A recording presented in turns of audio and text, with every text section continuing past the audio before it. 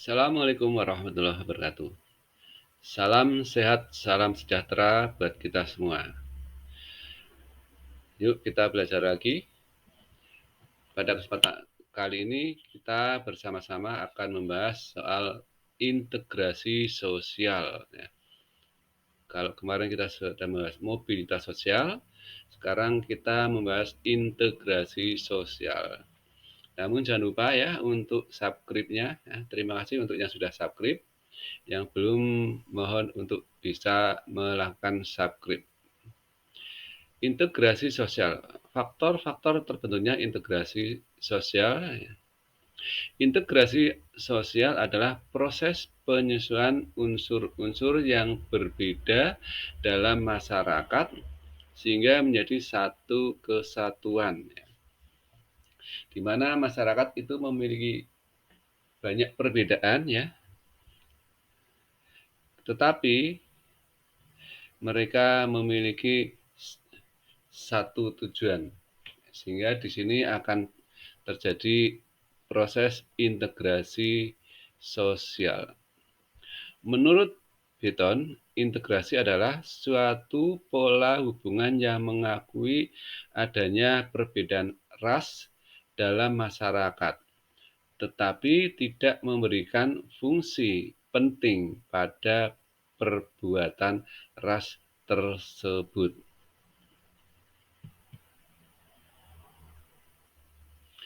Selanjutnya menurut Ohmennikov, ia mengatakan memberi isyarat terjadinya integrasi sosial sebagai berikut. Pertama, anggota masyarakat merasa bahwa mereka berhasil saling mengisi kebutuhan-kebutuhan mereka. Jadi karena mereka saling mengisi, saling bekerja sama, saling memenuhi kebutuhan, maka akan terjadi integrasi. Yang kedua, masyarakat berhasil menciptakan kesepakatan bersama mengenai nilai dan norma. Nilai dan norma sosial itu berlaku cukup lama dan dijadikan secara konsisten.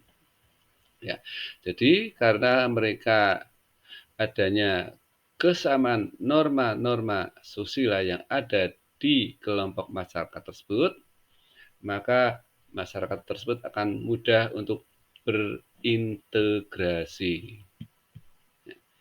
Selanjutnya, faktor-faktor yang mempengaruhi cepat atau lambatnya proses integrasi.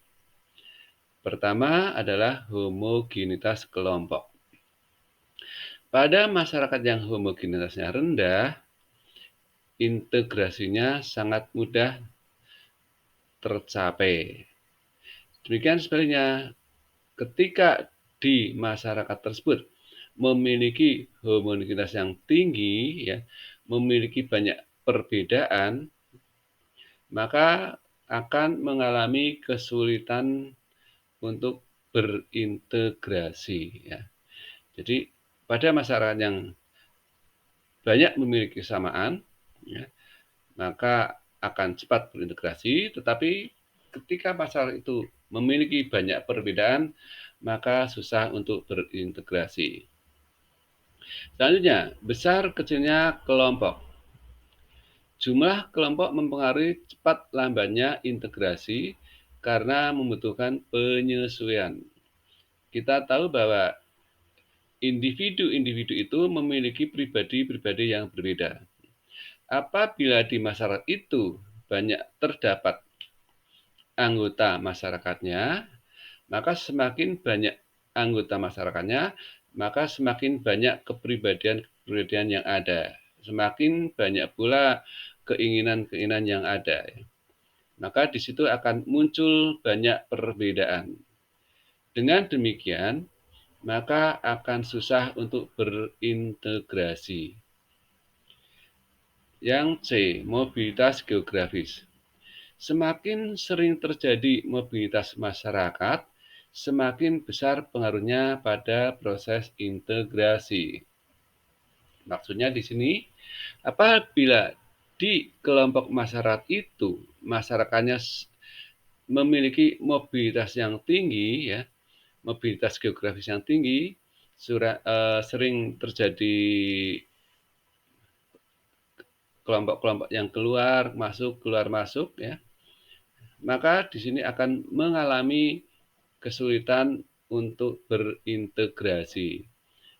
Sebaliknya, kalau masyarakat itu jarang keluar, mereka sering tinggal di kelompoknya, maka akan cepat terjadi integrasi. D. Efektivitas komunikasi. Semakin efektif komunikasi, semakin cepat proses integrasi. Ya.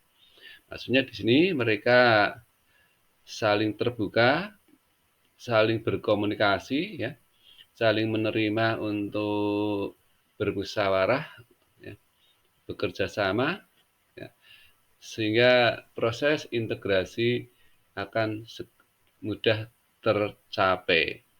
Sebaliknya, ketika mereka jarang berkomunikasi, mereka jarang bekerja sama, mereka hanya saling diam, maka akan mengalami kesulitan dalam proses integrasi tersebut.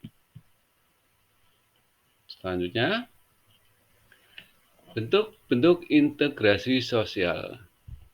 Pertama adalah integrasi normatif. Terjadi akibat norma-norma yang berlaku di masyarakat. Contohnya, masyarakat Indonesia dipersatukan dengan semboyan Bhinneka Tunggal Ika. Ya, kita tahu bahwa masyarakat Indonesia adalah masyarakat yang multikultural, multirasial, ya, terdiri dari berbagai macam agama.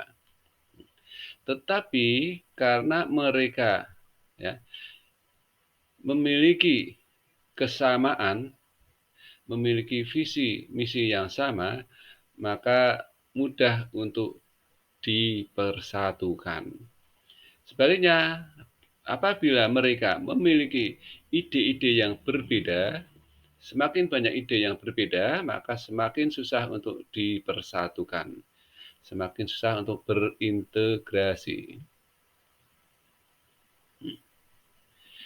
Selanjutnya, integrasi fungsional. Integrasi yang terbentuk sebagai akibat adanya fungsi-fungsi tertentu dalam masyarakat. Ya.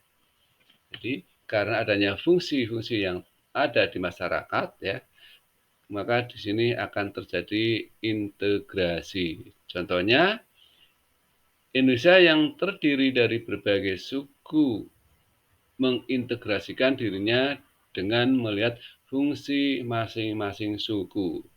Misalnya, suku Bugis adalah suku yang pandai melaut. Ya, kita tahu bahwa orang-orang Bugis memang terkenal sebagai pelaut pada zaman dulu ya. Kemudian suku Jawa katanya ini adalah pandai dalam bidang bercocok tanam atau bertani. Kemudian suku Minang adalah kelompok masyarakat yang pandai berdagang. Integrasi koersif, ya. Integrasi ini ya adalah integrasi yang dilaksanakan dengan cara paksaan, ya. Adanya paksaan. Hal ini dilakukan bila tidak terjadi bila ya dilakukan bila tidak terjadi integrasi dapat membahayakan, ya. Maksudnya di sini ketika tidak terjadi integrasi, maka akan membahayakan di masyarakat tersebut. Ya. Kehidupan masyarakat akan kurang kondusif. Supaya bisa lebih kondusif, maka harus dipaksakan. Misalnya, pihak yang diajak berintegrasi tidak mau berintegrasi. Ya. Maka ya dipaksa harus mau. Ya. Harus mau berintegrasi. Ya. Harus mau bersama. Harus mau hidup berdampingan secara damai. Proses integrasi dilakukan melalui dua hal, yaitu melalui asimilasi dan melalui akulturasi. Asimilasi merupakan proses sosial yang muncul dari masyarakat dengan latar belakang kebudayaan yang berbeda-beda. Proses terjadinya asimilasi ditandai dengan upaya mengurangi perbedaan-perbedaan yang ada di masyarakat maupun di individu. Contohnya, jika individu dengan latar belakang berbeda saling berkumpul dalam satu kelompok, maka kebudayaan akan melebur atau menyatu. Contohnya, perubahan gaya berpakaian mengikuti gaya berpakaian ala Barat. Ya, kita tahu bahwa orang-orang Indonesia ini berpakaiannya lebih condong pada pakaian gaya Barat atau Eropa, termasuk juga untuk para remajanya ya. Ini semacam apa ya? Dengan K-pop ya. Kemudian contoh berikutnya, musik dangdut yang dipengaruhi antara musik Melayu dengan musik India ya. Adanya percampuran musik Melayu dengan musik India ini memunculkan musik baru yaitu musik dangdut di mana masing-masing ciri khas dari musik tersebut tidak hilang. Kemudian akulturasi. Akulturasi adalah proses sosial yang muncul jika ada kelompok masyarakat dengan latar belakang budaya tertentu dihadapkan pada unsur-unsur kebudayaan asing. Secara perlahan, budaya asing diterima oleh kelompok masyarakat tersebut tanpa menghilangkan ciri khas budaya masyarakat itu. Proses akulturasi di atas ya. Proses akulturasi di tiap lingkungan masyarakat berbeda karena sangat bergantung pada karakteristik masyarakat serta bagaimana mereka menyikapi kebudayaan asing tersebut. Kalau ada penolakan, berarti di sini akan sulit terjadi akulturasi kebudayaan. Contohnya, rumah dengan gaya arsitektur Cina kuno di daerah Rembang dan Lasem, Jawa Tengah. Akulturasi ini tidak menghilangkan fungsi utama sebuah rumah sebagai tempat tinggal dan tempat berteduh. Kemudian kesenian gambang kromong ya, merupakan akulturasi kesenian yang memadukan kebudayaan Indonesia dengan Tiongkok dalam pertunjukan musik. Penggunaan alat musiknya pun berasal dari dua kebudayaan tersebut.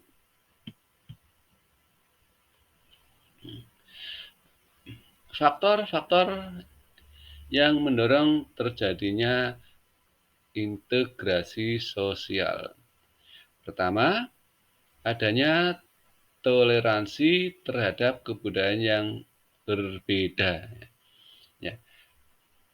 Dari kebudayaan-kebudayaan yang berbeda tersebut, mereka saling menghormati, saling menghargai, ya, maka akan terjadi proses integrasi.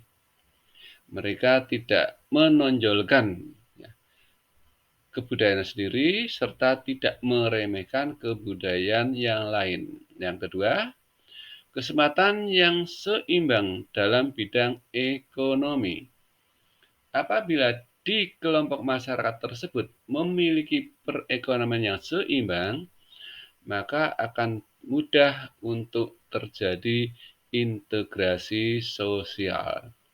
Namun apabila terjadi kesenjangan ekonomi yang sangat tajam ya, antara yang kaya dengan yang miskin itu sangat tajam, maka proses integrasi sosial pun akan susah dilaksanakan.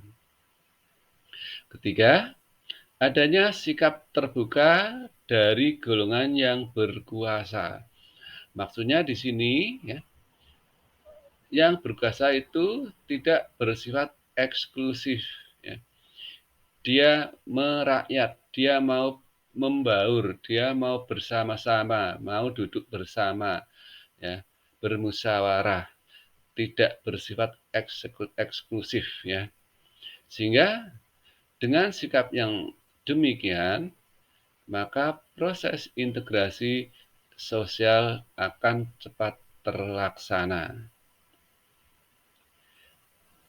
Kemudian yang keempat, adanya sikap positif terhadap kebudayaan lain. Ya, kita menghargai bahwa kebudayaan lain itu baik, kebudayaan kita juga baik. Ya, semua kebudayaan baik, tidak ada yang tidak baik. Ya, kita menerima kebudayaan lain ya dengan terbuka, ya, sehingga di sini akan cepat terjadi proses integrasi sosial. Kelima, adanya kesamaan dalam unsur-unsur kebudayaan. Nah, karena di sini memang banyak terjadi kesamaan, maka proses integrasi sosial akan lebih cepat tercapai. Beda apabila di situ ya banyak terjadi perbedaan-perbedaan, ya, biasanya perbedaan ini akan menimbulkan konflik sehingga proses integrasi pun akan terhambat. Keenam, adanya perkawinan campur. Ya. Dengan adanya perkawinan campur antara kelompok satu dengan yang lain, ya, antara suku yang satu dengan yang lain, maka di sini akan mempercepat terjadinya proses integrasi sosial. Dan yang terakhir, adanya musuh bersama dari luar.